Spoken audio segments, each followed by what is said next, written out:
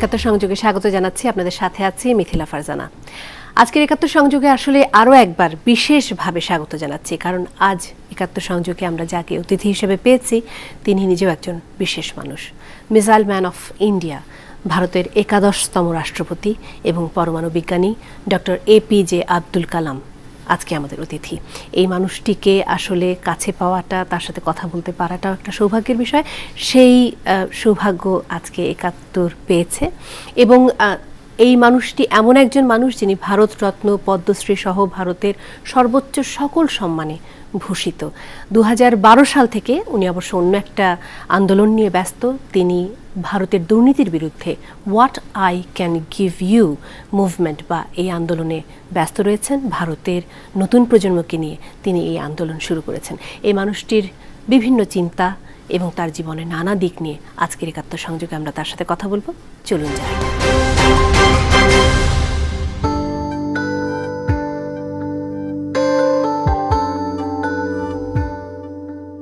A.P.J. Abdul Kalam served as the 11th President of India from 2002 to 2007. Indian people know him as a missile man.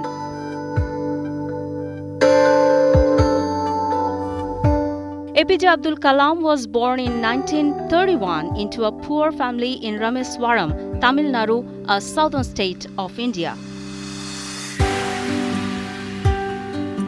To help his family, Abdul Kalam had to distribute newspaper after school, but her work helped him reach one of the biggest colleges in India. His dedication in college helps him become a scientist. As a scientist, he created Agni, Prithvi, Akash, Trishul and Nag missiles.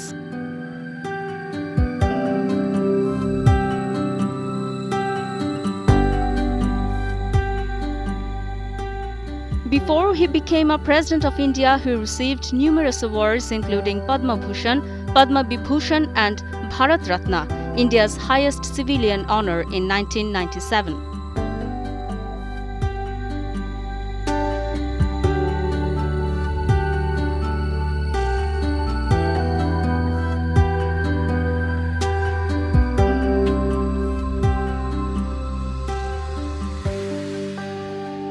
Besides being a scientist, Dr. Kalam is also a poet and a music lover. Above all, he is on a mission to ignite the young minds for national development by meeting high school students at home and abroad.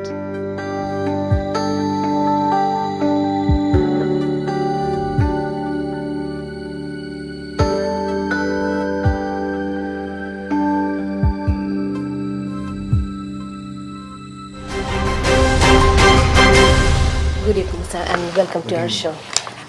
So you are currently working with the young people of India and all over the world. So, and whenever you talk to them, you tell them to dream big. What actually makes a man to follow his dream? Well, it's a dream, according to me. It's a young people have to have a mission in life. And there are three aspects in it. One, any young mind. I have met so far 18 million youths last 2 decades, all below 20. Now I found they have a ability, young people, whether Bangladesh or India or any nation. The young has got one unique quality, they can think big because they don't have bias and they can think big. First one, there are three aspects are there in dream. First one, they must possess creativity. Creativity comes from thinking, and thinking comes from knowledge. After all, young people in the school, what they are getting, acquiring the knowledge. If they are great teacher, they are fortunate. Now, second is righteousness in the heart. is very important for we, our citizens, whether India or Bangladesh. There should be righteousness in the heart. Where there is righteousness in the heart, there is a beauty in the character. That's a dream of every nation. And this is possible with three people. Righteous in the heart comes father, mother, Family. another family in a spiritual environment. Not everybody. Then only they can give righteous in the heart. Father, mother, spiritual environment. And third one, the great primary school teacher. Primary school teacher. These are the three people provide a righteousness in the heart. Third element is, of course, courage, education and the family environment and the nation. All the three provide for the young people courage. Courage to think different. Courage to invent or courage to invent a new philosophy and a poetry possible. And these are the unique trait one should have to dream big. The three things should have. Courage to be creative. So, And righteous in the heart. values. Very value. Okay. So, when we talk about knowledge in this country, and I'm quite sure about in the whole subcontinent, we are hearing that every day the young people are losing interest in science. Is that true? Young people are getting too much attracted with market economy. Well, I have seen whether every nation in the 10th class, that is when they reach age 15, they have to select subject. Okay, they have to select a subject. This is true in Bangladesh. Whether science route and engineering, or medical route, or humanity route, or management route. 4 choices that there. It's not a young people problem, you see. It is the parents. They want their children in a better position. After all, parents get loan to educate their children. They want to see the children get a proper employment, and the marriage market is good, employment market is good. Okay? So that is a parent wish. So I personally believe the dream of young people mostly driven by up to age 17. With the family. Family. So we have to change the mind of the family. Science is a beautiful thing. After all, what is science? This, you see this light, no? See this light. When you see the light and bulb, you will remember Thomas Alva Edison. Okay? And or when the telephone bell rings, you remember the Alexander Graham Bell. We remember that. So our people allowed to become a unique people. Unique people not only in Bangladesh, in the subcontinent, in the world, they should think of. But what the parents would do if their children are not getting proper job with science background? Well, science background sometimes helps go to the engineering. After all, they take science in 10+2, physics, chemistry, mathematics. It's a science. After all science, 2 years they have to specialize. So with the hope of engineering. Another branch is management. Another branch is medical. After all, medical also they study bioscience, botany, and mathematics and chemistry. All they learn. So science up to age 17 is there. Beyond that, they move to different area of professional courses. So my feeling is, still I have seen, my experience is, 10 to 20% of the people, young people at the age of 15, if they are given option by their parent, they will go for physics or chemistry or mathematics. So parents have to be very generous. Okay, I will see that my children specialize in their love. They will do very well. I have seen many children, what they love, what their parents allowed them to do that helped them shine much better persons. It means that young people are not losing actually interest. In fact, the No, families it are is leading them to. circumstances of the national circumstances, and the parents decide their future. But some students come out persuasion.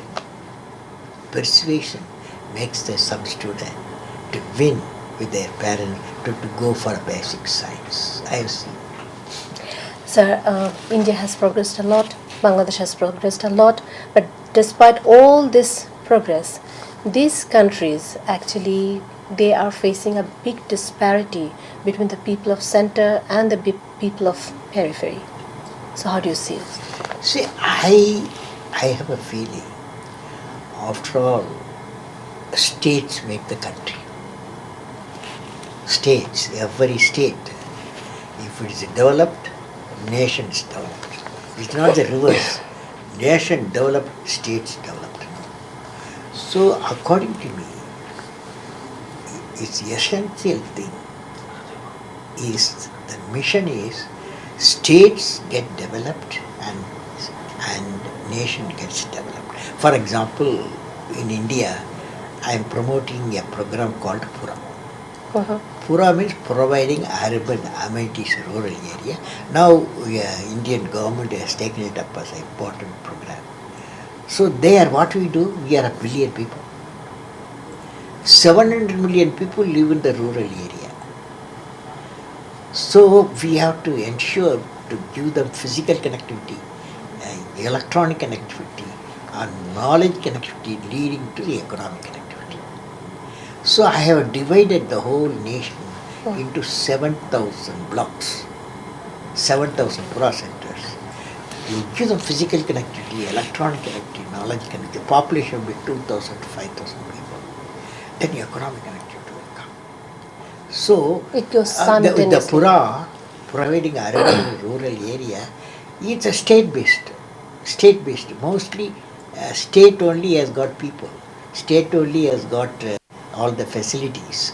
So we are driving through states.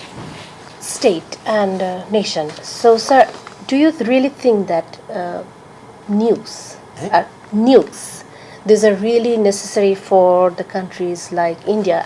I mean, the countries which are having the similar state of economy. Well, I don't know. See, I can say that if you see our history, Indian history, of course, Indian history is history of subcontinent.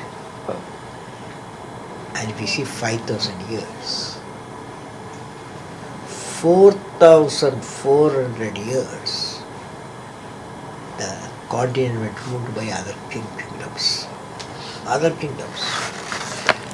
Afghanistan, Persia, Britain, and Dutch, French, everybody ruling this country. Okay, they were ruling this country. Only 600 years, this subcontinent people, Chandragupta Maurya's time, that kingdom ruled 600 years. Otherwise, we were ruled.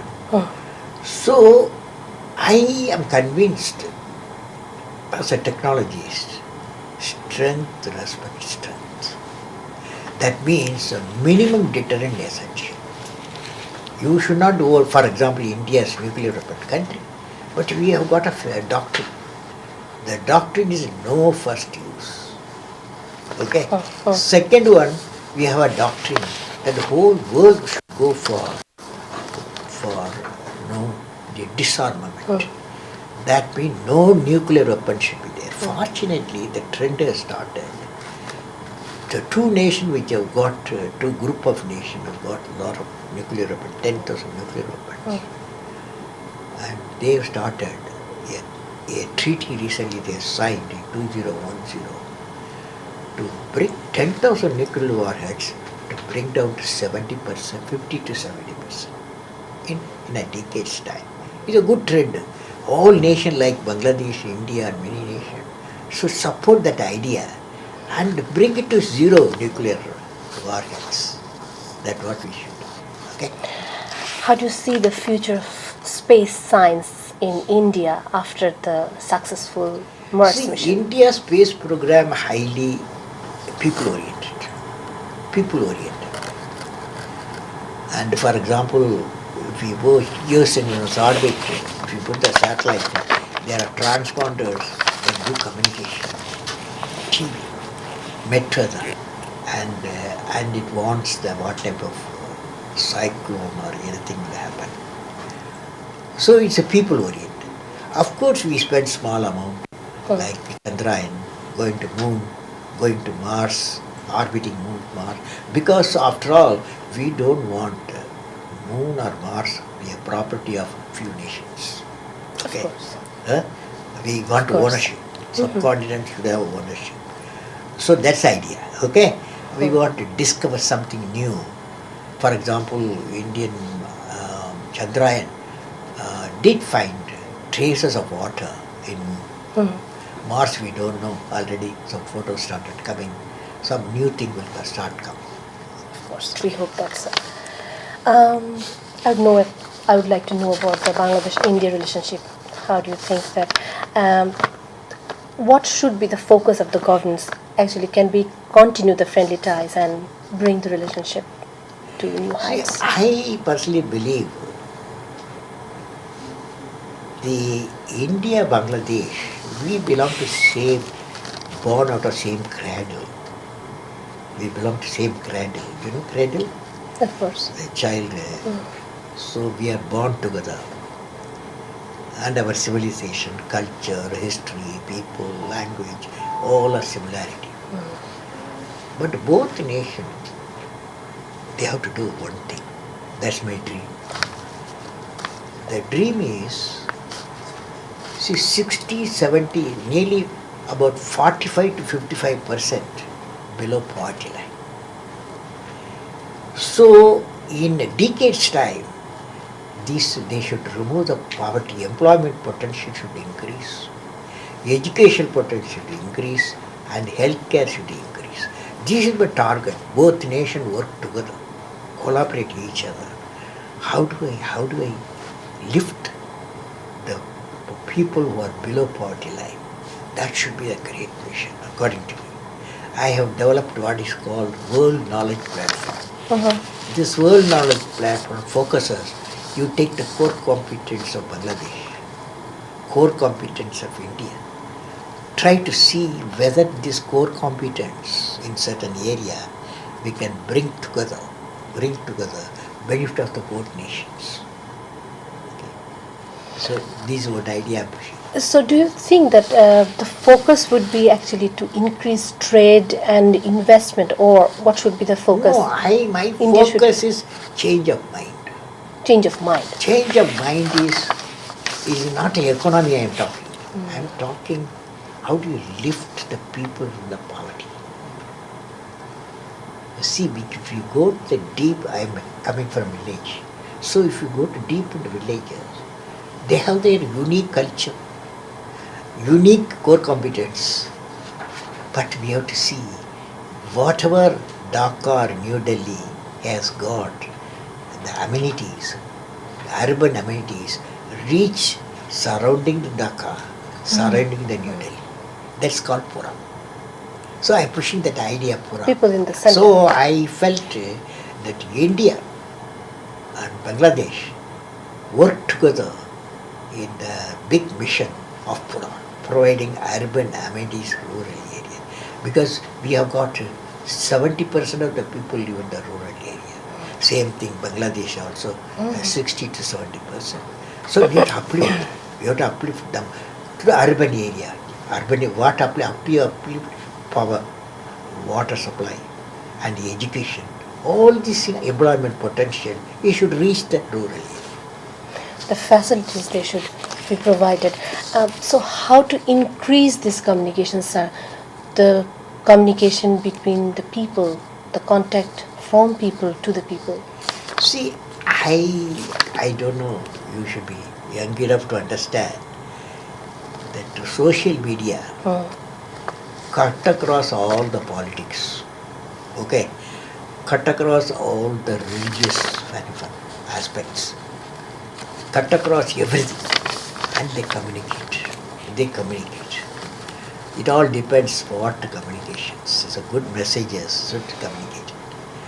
So social media, one media, India and Bangladesh should use for ignite our young minds. You are 50% of the people, young people, India also. So what we have to do is, social media we both nations should utilize to ignite the young people for great missions. Great missions. Yesterday I was addressing about 600 university students. They asked me a lot of questions.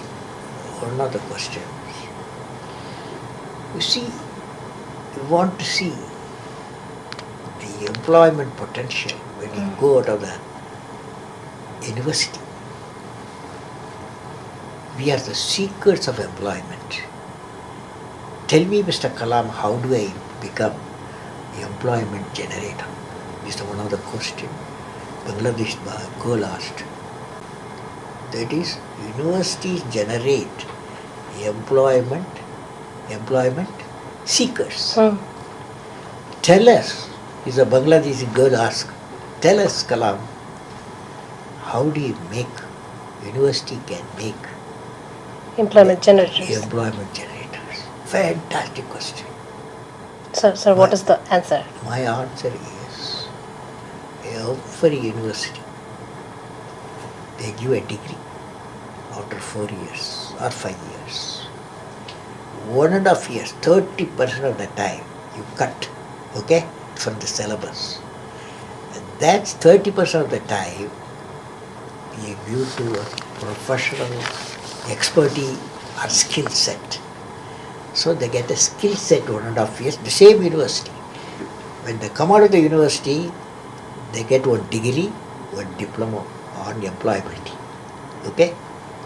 So that means when the day they come out of the university, employability assured. Okay. Sir, we don't have much time. Some last Yeah, few another words. guy. No, some last few words for our viewers, for the people of the country.